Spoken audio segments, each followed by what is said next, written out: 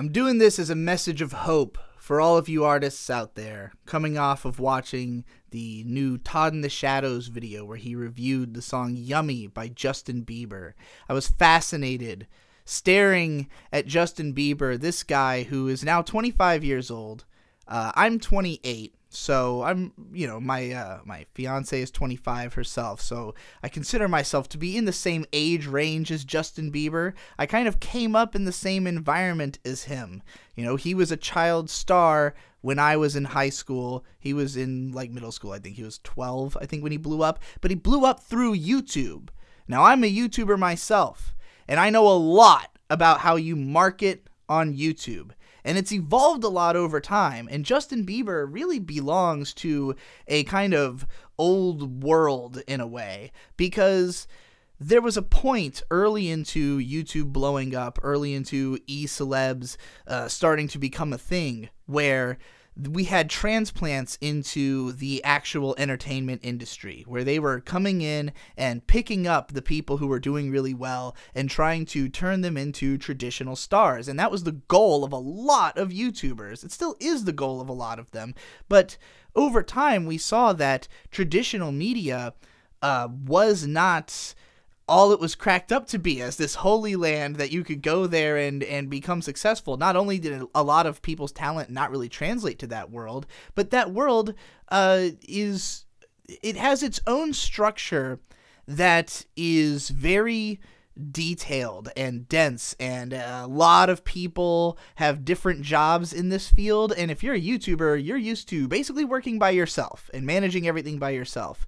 And in that context, making a couple $1 million through YouTube views is all you would ever want. There's no reason to even try to get into the traditional industry if you can become a millionaire just by making bullshit videos on the internet like once a day that take you a couple hours and you drive a fucking Porsche.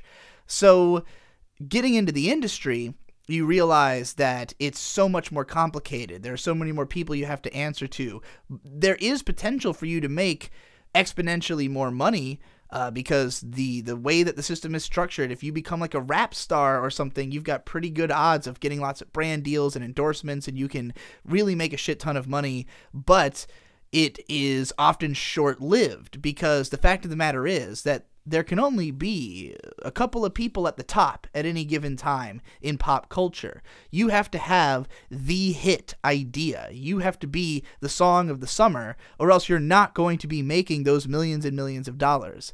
And you can make it to a level where you are successful enough to sustain yourself, or even to, you know, to have nice things. But you can also get those things working by yourself on the internet, if you're really good at marketing yourself and you sort of follow the structures that are evident in place here, which, you know, were not evident in place when Justin Bieber became famous on YouTube. He was an anomaly, of one of the early internet anomalies, as all of them were. Anything that became famous on the internet in the early days was just the sheer newness of having something weird that we've never seen before spread virally. And now that's so commonplace that it's very difficult for something to become a successful meme. People are trying to generate memes 24/7. The internet is completely saturated with it. And there are people who have the ability to try to force a meme through money or marketing, but you really have to have a good meme, because there is so much competition. There is so much free memery happening that there is no reason to come to you if you don't have a great idea. And this is just, it's a pumped up version of how everything has always worked. The industry has always been fooling itself. And it's because you can pump a bunch of money into something and get a bunch of money back, but you won't make crazy returns the way you will if you have the best idea. Like, let's say you make a new Star Wars movie, right? Like, people talk about how the Star Wars new reboot was in some way a failure, or particularly the extended universe movies that they tried to make. Solo, for instance. These movies made back their budget. They're not failures. But the fact of the matter is that Star Wars is supposed to be able to just print money. it is supposed to be able, the way that the Marvel Universe currently does, for them to have these films coming out on a 1-year turnaround, and every single one of them makes $1 billion. And if one of them doesn't make $1 billion, but it just simply breaks even, then it's like, well, okay, this isn't really worth the effort to put one of these out every single year if we're just going to break even, or if we're just going to make a few $100 million instead of $1 billion, So that's why people talk about those movies in the context as though they were failures, even though it's rich people trading crazy amounts of money and coming out with more of it in the end. Only in the world of business can that be looked at as failure, but it is the way it is. But a lot of us who are not concerned about always making the most money possible, but instead making an amount that we allows us to live a comfortable lifestyle that we want, to take care of as many people as possible that we want to be able to take care of, to be able to, just really sort of make an impact in the world around us through the amount of money that we have, but not necessarily to just be as rich as possible. You can put yourself in a position where you don't have to make a world-changing hit and make a crazy amount of money to be happy. You just continue to make things that, reliably draw the same amount of customers, I guess. If we're talking about like making a product, if you're making shovels, you will always know people will want shovels. Maybe, as long as you keep adapting your shovels to the marketplace, if you're an established name, you should be able to keep your brand around because you have adapted to the needs of consumers, and you have the advantage of having already been a name. So not only do people potentially trust you, but you should already have the means to invest in developments in future-proofing your business. And this is where I can start to talk about entitlement. How a lot of businesses, they don't do this. They don't reinvest into evolving their company because their concern, again, is not that they try to sustain themselves for as long as possible, making a certain amount of money and having a certain level of impact. They always want more. They want to make more impact, make more money, so that they can eventually find a settling point that they are comfortable with. But, who's ever really comfortable where they are? Like, people are usually trying to take measured risks over a long period of time to maybe make it to the next station, like getting a promotion. You stay at your job because you're like, I think if I stay here for another year, I'll eventually be making this amount of money, and that'll be hard to get elsewhere, and I'll be comfortable. I'll be able to live a lifestyle that I want to live, if I'm making at least that much. I'll still be trying for higher positions, but, I'm fine. I don't gotta bust my fucking balls every day to try to make more money. But like, what these people who their only focus is like make more. Well, the best way to make the most money fastest is to have the lowest over under. That the smallest amount you put in with the highest rewards reaped. This is the Sony model of filmmaking. Particularly, this is emblemized in the Adam Sandler movies that Red Letter Media has criticized heavily. That those movies, they basically capitalize on people's nostalgia for Adam Sandler and the people that he puts in his movies to make like the lowest quality, lowest effort possible films, full of product placement, and to, so that all the actors and stuff on the movie get paid extremely well. They like inflate the budget beyond what it needs to be so that they can just pocket the difference. And the movie will succeed on the back of decent marketing and the fact that people will continue to go see Adam Sandler. But the fact of the matter is that tactic only works because of the fact that people are legitimately nostalgic for Adam Sandler and will just keep go seeing these shitty movies. And by and large, most of them don't give a fuck. Like, most people, their idea of what makes a movie good or bad might just simply be that Adam Sandler is in it. There are a lot of people who are just, magnetized to the personalities of certain actors. And Adam Sandler has proven, time and again over the decades that he can do serious roles that people think he's amazing in. I mean, he was in a movie just last year that everybody was saying, like, he was, like, robbed of an Oscar nom for, But the fact of the matter is, the man will churn out trash because he can pay himself and his friends, and on the back of the fact that people will just go to see him. They'll just go to see his face real big on the screen. It's comfy and familiar and nostalgic, and it's just purely him taking advantage of the fact that his couple of popular films from the 90s, the reason that they are so embedded into people's consciousness is that they were rerun on TV a lot in the 90s. And same reason Shawshank Redemption is known by so many people, even though it was not a box office success, is just because, those films were cheap to rerun on TV. And that is a great marketing strategy that eventually, because of the fact that it had worked for these movies that people legitimately liked, then now that this has been recognized as a tactic, everybody dumps all their movies onto TV. And now there's tons of bullshit that nobody cares about, and most of it won't succeed. But again, it doesn't matter, because as long as they can just pull barely, some more profit than the amount of cost it takes to broadcast something, which is not probably that much, for people with this much money. They'll just keep pumping it on the airwaves, and eventually, maybe they hope it will become a cult favorite. But, stuff subsides because it doesn't, and it just fades away because there's new things that they can focus on. And basically, the way that you can sustain yourself as an artist at any scale, and I'm talking about I'm using the word artist to describe a entire company like Disney. Disney is able to succeed because they just buy everything and roll the dice constantly. And when they see something that works, they keep it.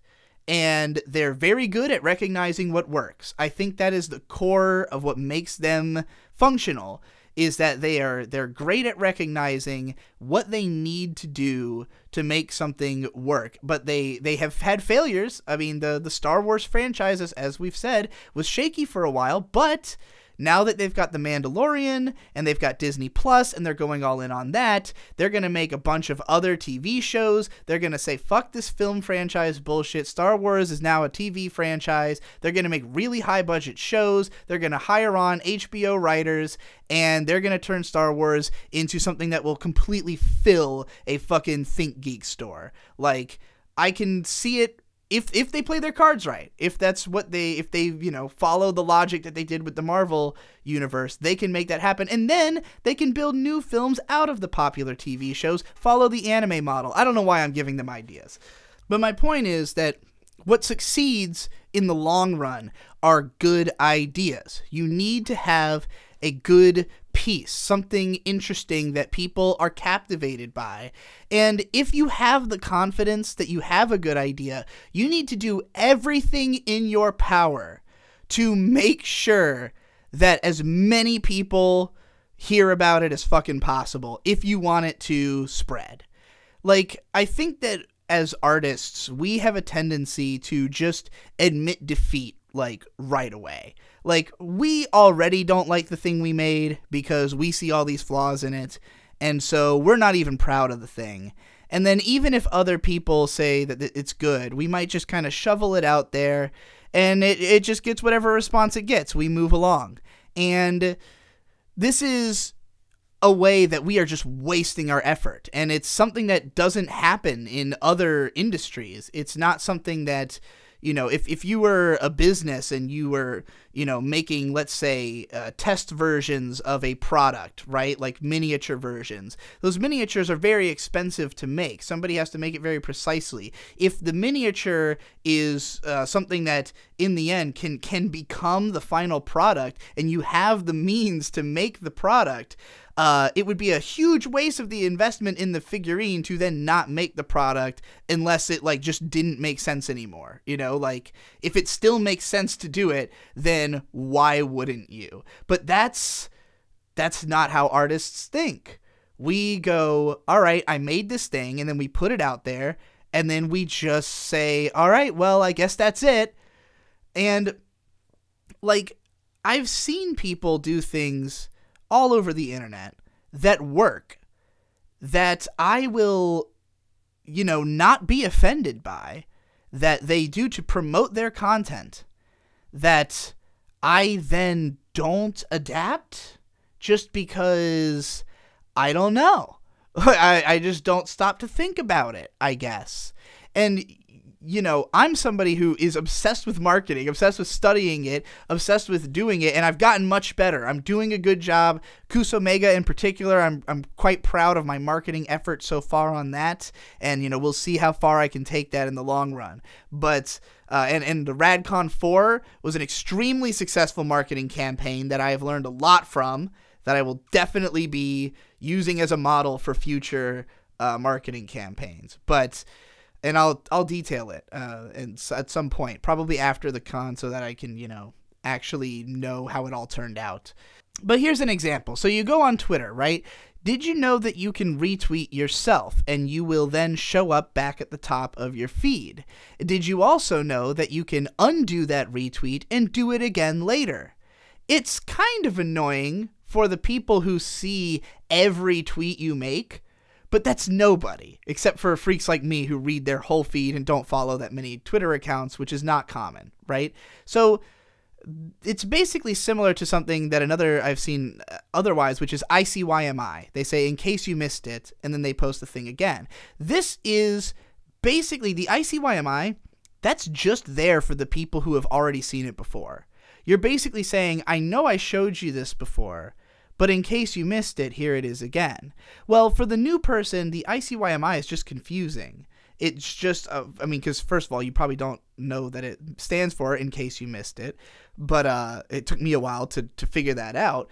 But, like, you know, you're basically apologizing in so many words to, I guess, yourself for marketing yourself. And you shouldn't do that. Just post the fucking thing again, you know? Just post the link again. Just come up with a new slogan. Just say it a different way, you know? The first time... here's another thing. Never use the thing where YouTube just publishes a tweet of your video for you, because it's an ugly tweet and Twitter doesn't want people to go to YouTube, so they will they have an algorithm to make those tweets not appear to as many people. They won't show up in like a top tweets or whatever. What you need to do is write out a little miniature advertisement as a tweet and then post a link to your YouTube video. And it doesn't have to be like, you know, Best Guy Ever will just like say some kind of meme and then there's a link to the video. Like, he doesn't really try to, you know, make it a full bore ad. It's just like, hey, look, I posted one, which is the wrong way to do it. He needs to copy the way I do it, which is to make it a full blown explanation / advertisement for the video. So on some level, I try to, you know, you have a lot of characters on Twitter. You can make 2 sentences. So I would probably make the first sentence something that's like, here's what the video is. And the second sentence is like, here's a tantalizing tidbit about the video in some kind of, you know, over the top, some kind of ridiculous moment that happens in the video that when stated sounds hilarious, you know. So something like that. More people are likely to, you know, to take that, retweet it, like it, and then I can just make a different version of the statement later and post the same thing again. This is how you would make it feel like variety without, you know, and not be annoying, and also not be confusing. Anybody who sees the tweet has an equal understanding of what's going on, and if you are entertaining both times, it doesn't matter that you said the same thing twice. You said it, you know, well, say the same thing in 2 different ways.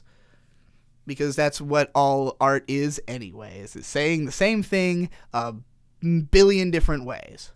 I really have to encourage you that if you have something that has market value, that you do something to promote it beyond merely releasing it. Tell people about it. Get people interested in it. And don't focus on the people who don't like it. Because the fact of the matter is that while there may be flaws in your thing, which are recognizable to you and are recognizable to other people, they A, are not recognizable to everyone, and B, don't register as flaws to everyone. Because they don't care about the same things you do in your image. You care about it holistically. They care about elements of it. And this will always be the case because most art is very dense. This podcast is not super dense because it's just one person talking. There's, intonation, there's implication in the things I say, there might be references, so there's stuff that might cause you to have to think a little bit more. I don't know if this is, I think most people listen to these while they do other things, but you might have to do something mindless and repetitive. You might not be able to listen to music that has lyrics in it and also listen to me talk, because that would be a little bit too dense, right? But if you're watching an animation, let's say, you're seeing the collaboration of a bunch of different artistic works in very short sequences blasting past you to a point where you might not register everything that's in an image or everything that's being said while you're trying to keep track of the images. There's just a lot going on, and oftentimes you might need multiple viewings to fully digest what you've seen, or even just to think about it for a while afterwards and like talk about it. It's amazing how often on Cantent there will be elements of the shows that I watched that I did not register at all. And people are always like, do you just not pay attention to the shows you watch? And it's like, I pay attention, but like I will notice something and then I'll think about the thing I've noticed and then not realize that there are still things happening as I'm thinking about the previous thing. My point is that art is very complicated, and what people get out of it can be very specific. The number of people who told me over the years that they were only reading Naruto still because they wanted to know what happens with Hinata was astounding. And to me, it was always baffling because I'm like, even if you really love that character, that is one out of like several hundred probably characters in Naruto. I know she's a pretty major character, but you're sitting through a lot of shit just to get to Hinata. I'm sure you're mostly being inauthentic in saying this, but nonetheless, it would be bizarre to continue watching something that you didn't like at all. But people will watch stuff that they only like a little bit, but it still might be enough to compel them to give you money just because they want to know what's going to happen. Like, you can't underestimate people's ability to project into your art, to find more in it than what you found, because that's an inherent part of what it's going to be. I've never heard somebody describe like one of my videos or rants or anything in a way that sounded like how I would describe it. Like, there's always something that has changed, something in their understanding of it that makes me go, huh, is that how it came off to you? Okay, like I see that, or maybe it just feels incomplete. Maybe it's just not a holistic image of what was really going on, in my mind. But nonetheless, I can count on the fact that people are going to see the thing differently from how I do, for good or ill. And if there's a lot of people criticizing something, it doesn't necessarily mean that that's a wide-held opinion of the people who are watching it, especially because most people who just like something aren't going to say anything about it. You're much more likely to hear from people who don't like it because they spent their time on it, formed an opinion, wanted to, they wanted to express to you that they think you're wrong, or, even worse, that they are upset that you are spreading the ideas that you're spreading, and they don't like those ideas. But like, it's funny how you can have a video where maybe you've got 20 comments, 5 of them are neutral, 5 of them are negative, and the like to dislike ratio is like, 7-1. And it's like, that's a considerable amount of dislikes and criticism, but overall this video was very well liked. But if I were to receive that much criticism on a video, I would have serious self-doubt about it. Like, I would be sitting there going, oh man, maybe I was really wrong in this, or like maybe this is a really bad video, in spite of the fact that most of the people who watched it liked it and agreed with it. And now I could be cynical and just say like, oh, well, those people are wrong and these people are right, because I too feel critical of my video. And, in the event that I think I'm completely right and that I think that these people are just totally misunderstanding, or, and there's always some onus on you to be intelligible, for your audience to be able to understand. But there are definitely people who just are fucking idiot assholes, and you really need to not let them get to you. And like, you know, because they really are wrong. They really don't know what they're talking about, and they're really stupid. And, you know, arguing with them will not help you, because the problem is rooted in their cognitive ability, you know? So, like, but there are people who will say mean things and you'll agree with it and you'll say, like, okay, my thing's not good, even though there are plenty of people who really enjoyed it and would love to see you embrace it because they liked it, and you're essentially telling them, like, you are not wrong, you're not correct to like this thing. And I've had those moments with my fans, because there's lots of people who, I mean, a lot of my most successful videos are ones I put no fucking effort into, in my mind, you know, and ones that people really love. And it's not even that I think they're bad videos. I also like them. But, like, the level of emotional investment I have in them is non-existent. And so, like, the fact that people love those videos is like, oh, it's cool that people like this. I'm glad it has benefits for me. I hope it leads people to check out my other stuff that I will get emotional fulfillment from being praised for, as opposed to these things that, you know, that were just kind of thrown together in the spur of the moment. Even if I do think they're good, they're just not, you know, I'm not passionate about them. So, like, it's like you can't tell your fans how they're supposed to feel about it. Like, they're gonna feel how they feel, and you as a creator have to make a decision of, am I going to handle this thing as though I'm the only person who matters in this conversation, or am I going to handle this where I think, okay, I might not like this thing that I did, but a lot of people do, so let me give them more, you know? And I've seen a lot of people who really make YouTube videos more out of, like, the sense of obligation to the people who enjoy it. And I've always been fascinated by that, because I never had that mentality, and I had never even considered that mentality for most of my existence on the internet. It took me a long time to even be convinced that I needed to spell check my posts so that other people could read them. And I was like, fuck that, I write my stuff straight from the soul. And it's like, yeah, but you misspell every third word. It's unintelligible. And I literally didn't know that because I had not read any of my posts back. So that was me at 16, 15, somewhere around there. So eventually, you know, through enough feedback and through feeling like, okay, well, I do want people to understand what the fuck I'm saying, I will try to make my videos more something for you to enjoy than for me to enjoy, you know, having made. There's some give and take in order for me to be able to have a career doing this.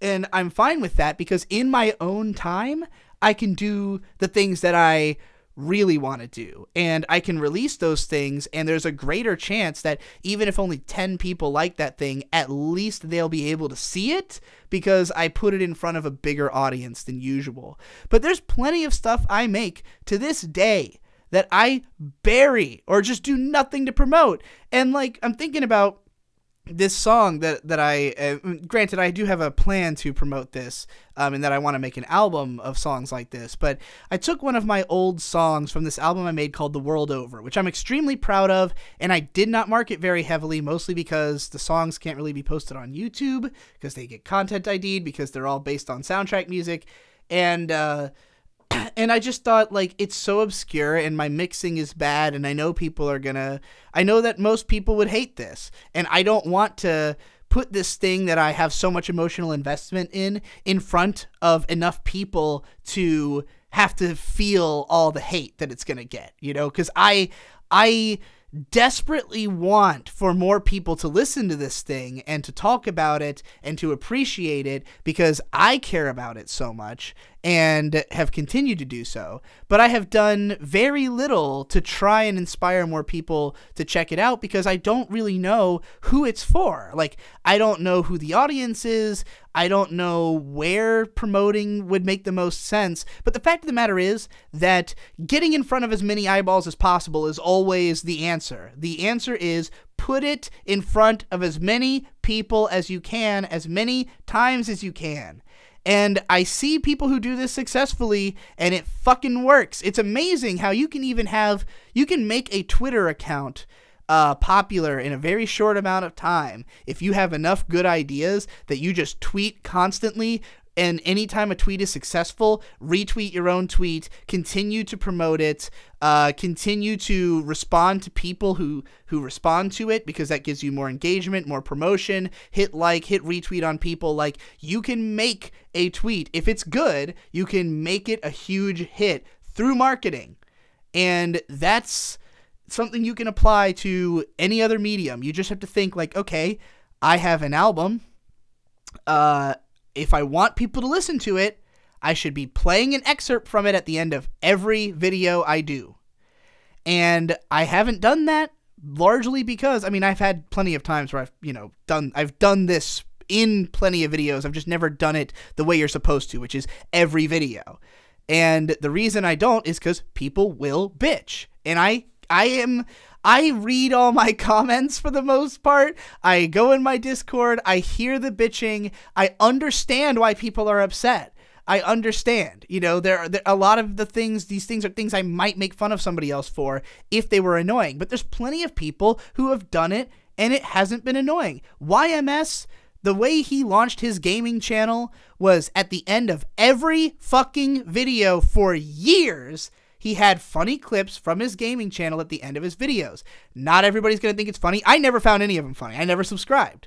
I watched all those clips, never thought it was funny enough to subscribe to the channel, just because, I mean, I have watched some of his Let's Plays, and I just thought they were kind of boring. But, it doesn't matter. It didn't stop me from watching his videos because I liked the content. Like, I wasn't going to unsubscribe, even if I had bitched and complained, which I know plenty of people, there are people who have been subbed to me for 10 years and have complained about every 5th fucking video I've made. People are not that easy to shake loose if you keep having good ideas. As long as you keep having good ideas, you will always have a chance. It doesn't matter how much fucking shilling you do. It doesn't matter how much marketing you do, how much of a sellout you are. It doesn't matter. You will always be successful if you have good ideas. How do you guarantee that you have good ideas? Roll the dice constantly. Never stop trying. Every idea you have, get it out there, find out if it's good. How do you know if it's good? You'll know immediately because people will tell you. You just have to put it in front of people. Put it in front of as many people as you can and make sure you put it in front of, like, okay, if you have a tweet idea and you tell it to your mom and your mom is not who you think would find this tweet funny and she tells you the tweet's not funny, that's not good enough. Find somebody who you think would find it funny, ask them if it's funny. Well, tweet it anyways, but if they think, here's what you do. You tweet it, you show it to your friend, you tell them, if you think this is funny, retweet it, and then you build from there. You put it in front of people. You got to at people, just randomly at celebrities who you think would find it funny. A lot of people do that, and it actually works. I get those all the fucking time. I ignore most of them because they're usually not funny. But, I mean, I'm not going to fucking block you just because you did that. I mean, if you push it, I probably will at least mute you eventually. But, whatever. Who gives a fuck? Like, who cares if I block you? Spam people. Do whatever you got to do. Get your shit out there because it will not get out there if you don't make it happen. It's the only way. The only way to make it happen is to push it. Now, you do have to recognize if your idea is not good as fast as possible. As soon as you think that this idea is not catching on the way you want it to, you can try to remanufacture it. And a lot of people, they get too attached, they can't let go. They've come so far with this idea. How can I just abandon all the work I've done? But you have to always remember the sunk cost fallacy. You don't get the money you've spent back if you keep spending money. You only get the money you spent back if you have a hit. And if there's already signs pointing to the idea that this is not the one, you need to either, if you're early on in the process, that you can shift gears and try to make it into something else and radically shift and you still have the money to do that, you got to do it. But if it's like, oh no, like, I mean, maybe if you release the thing, you'll recoup the budget, but like, don't do it if you know it won't work. If you know it won't recoup the budget, don't fucking publish it. Just throw it away. Just cut the losses and run. Your investors will probably hate you, but you will have a better future than if you fuck this up worse. And this is all bringing me back to the Justin Bieber video, because Justin Bieber's trying to force a meme. He has a bad idea. It's called Yummy. He has a song and a meme. It's an idea that you describe somebody as having that yummy. Girl, you got that yummy, yummy, yummy, yummy, yummy, yummy. That's the chorus of the song. Sung poorly from a person who can sing, but no, he sounds like shit.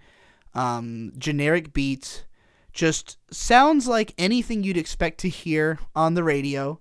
It is not particularly offensive. It's just uninspired and uninteresting. And the song came out. It did not hit number 1, even though it was still a hit. But Justin Bieber has been obsessively trying to manufacture a greater success for this song through marketing and through throwing money at it. And it's not working. And the reason it's not working is because it's a bad idea. It is a dumb song that didn't catch on. And when it comes to viral sensation on the internet, if it doesn't catch on right away, it's not going to. You know, like, there are memes that maybe catch a second wind because it wasn't funny when it came out, but now it is, or more people understand the context of it. But I mean, this is just straight up, he's trying to make something that people will make vines out of. Like, the idea of it is clearly that he expects people to record themselves eating and saying, I got that yummy, yummy, or insisting that things are yummy, which maybe should not be yummy, or being flirty and saying yummy. Like, there's a lot of application for it. It seems like a good idea, except that it just is non-appealing. Like, yummy, if it was a good idea, would have been done by now, because it's a word that's existed forever, and everybody has used words like this. There's a reason that it hasn't been a success, because it's not appealing, it's not interesting, and he just sings the word over and over again. There's nothing more to the song than purely the idea of yummy as a meme, yummy as a thing we say now. You got that yummy. That is, I'm proposing that to culture. And a lot of songs are propositions to culture, but they're from the heart. If you have an idea and people like the idea, they'll go with it. It's not that you can't do it cynically. You can, but you just have to have legitimately good ideas. And, having good ideas, not only does it mean really understanding why people like things, but yourself liking things. Like, that's the easiest way, is to just do what you're enthusiastic about. Most rappers are rap fans. They listen to guys they like, they imitate them, they sample each other, they constantly are reusing the same lyrics over and over again in different songs over decades in reference to one another, because they're excited about that music and they want to talk about it. And other people who feel that excitement, they get excited too. But if you come at it from the perspective of like, okay, I've made memes, let me try to think of a new meme. Well, everybody likes to eat. We like eating memes. So what are some yummy? What if it was you got that yummy yummy? That's, yeah, okay. Let's go with that. And then they make a whole song and they make it up to the full production studio standard of, like a high budget single, and they release it. And people are like, and then he's like, oh, fuck. Maybe they're not getting it. Let me make some memes. Let me make some TikToks, and he starts promoting the single. And then he gets to a point where this is what I really wanted to talk about, because Justin Bieber resorts in the end to YouTuber tactics to try to promote this song. And I apologize to anybody who hasn't watched the Todd in the Shadows video and maybe is a little lost in what I'm trying to describe or just doesn't know what's going on with this situation. But at some point, Justin Bieber starts promoting his single by literally putting like images on his Instagram and Twitter that like instruct you on how to like create a playlist of the song on Spotify and just loop it all night while you sleep. And like, you know, these methods of basically asking his audience, like his most dedicated fans, to help him to manufacture this song being a #1 hit. And it's not that there's not artists who have done this plenty of times in the past, but it's very much the tactic of online people. Is like, you know, we get into contests or something and we go like, oh, you know, promote to my fans, hey, I'm in this contest, it'd be really cool if you guys came and voted for me. And usually whoever wins those contests is whoever did that and had the biggest fan base, you know.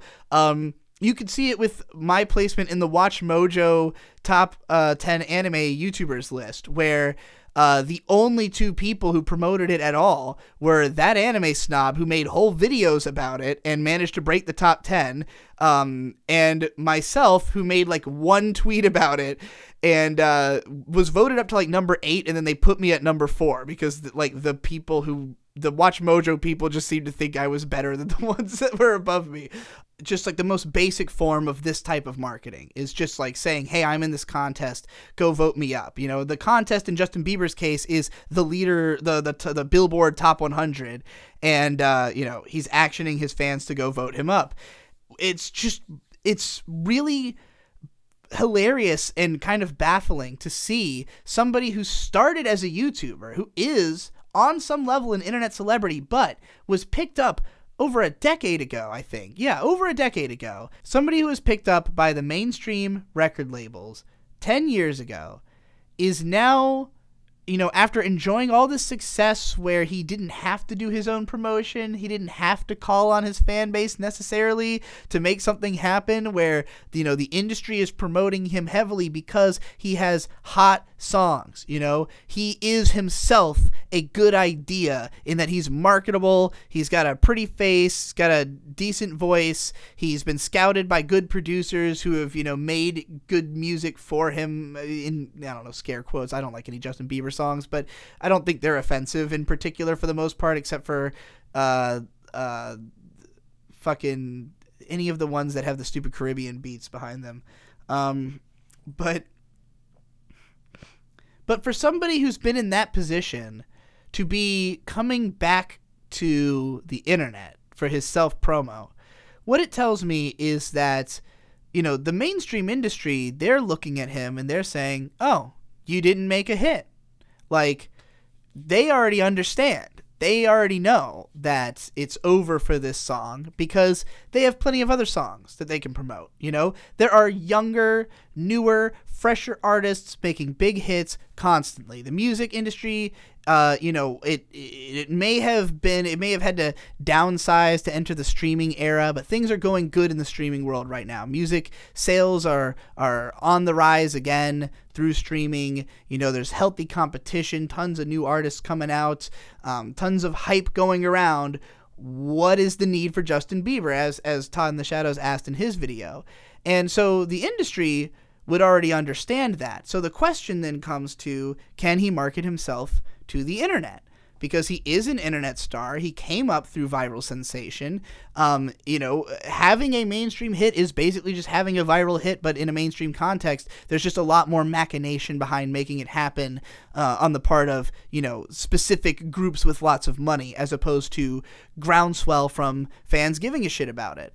But, you know, Bieber, he might be able to rely on like a hardcore dedicated fan base to help promote his stuff, but how many people are left in that fan base? Those people have, you know, he was popular again when he was a teen starlet. You know, his success in his later years, I think, came more from manufacturing an interesting idea of his comeback into culture as somebody who was, you know, sorry but not sorry, somebody who is like still devious. He makes a song called Fuck Yourself, you know, like they capitalize on the edginess of the person that he's kind of become for that release, and it worked to his success. But I don't think that generated new fans. That's just an event narrative in culture. It's something that you read about in TMZ. You know, it's good for the meta narrative, but it's not necessarily something that would, I think, you know, create new hyper dedicated fans the way that he had with teenage girls when he was a kid, you know, because he was a kid.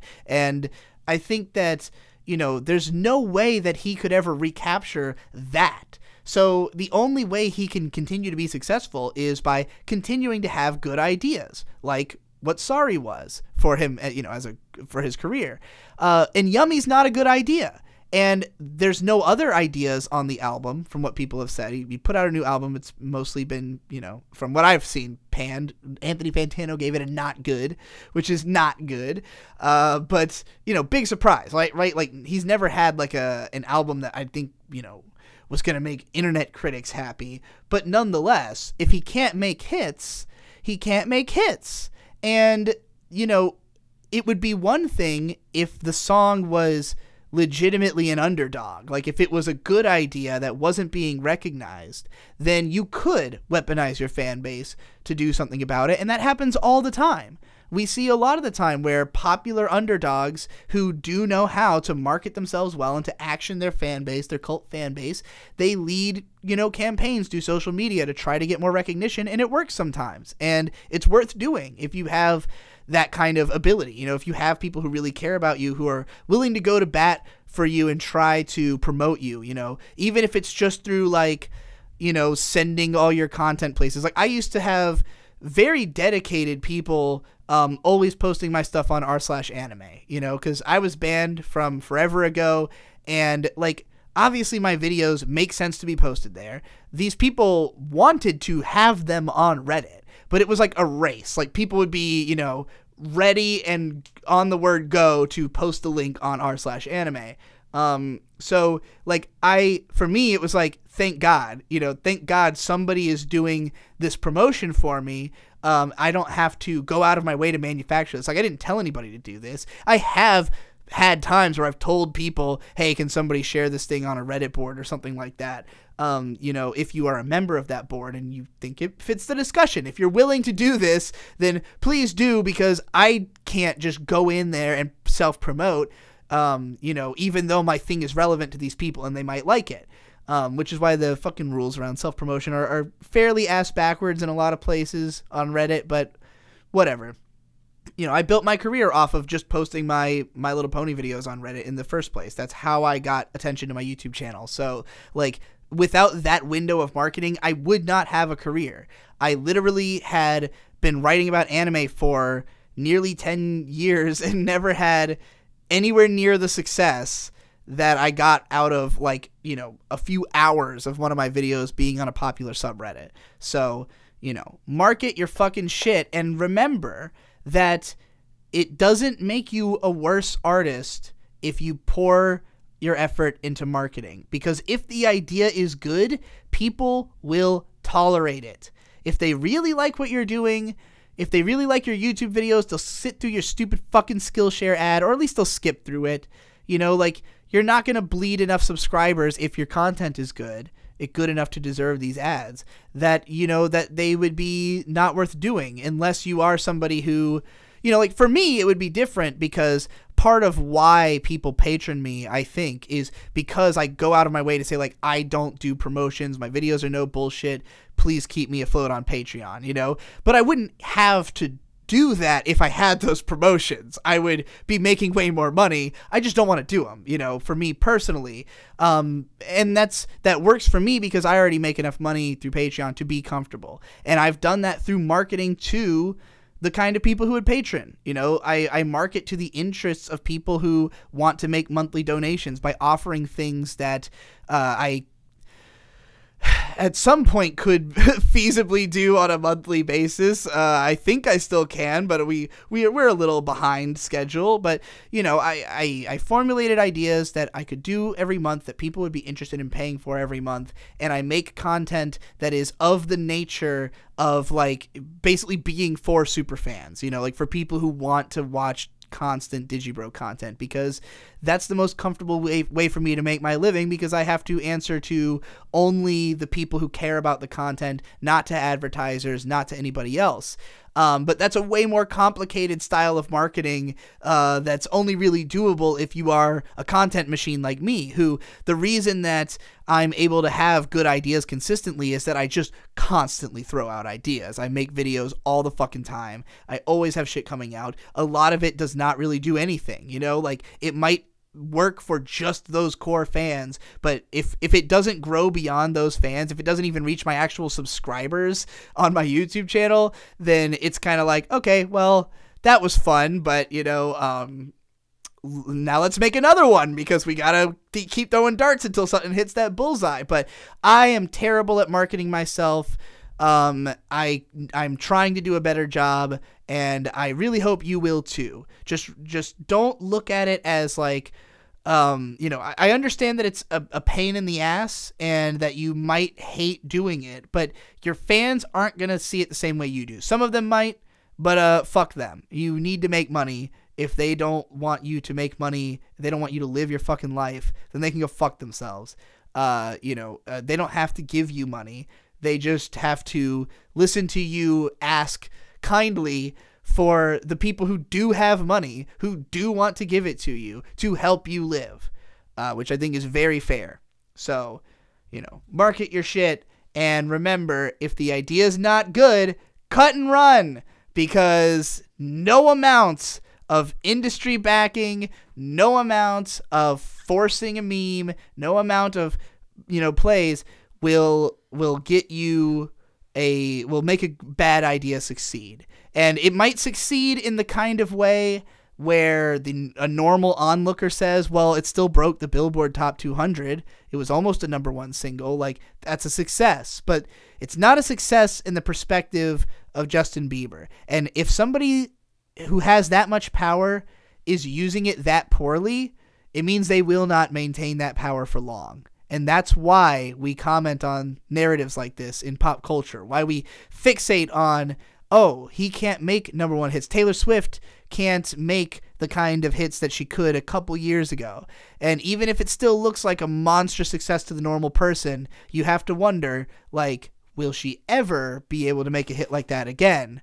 Or was it all incidental? Was it never her ability to evolve, her imagination? Because eventually, nobody has a reason to help you anymore. If you don't offer anything if your existence isn't a good idea in comparison to other ideas that are new and are good, then they have no reason to pump you up, and it'll all fall on you. So, did you have skills in the end?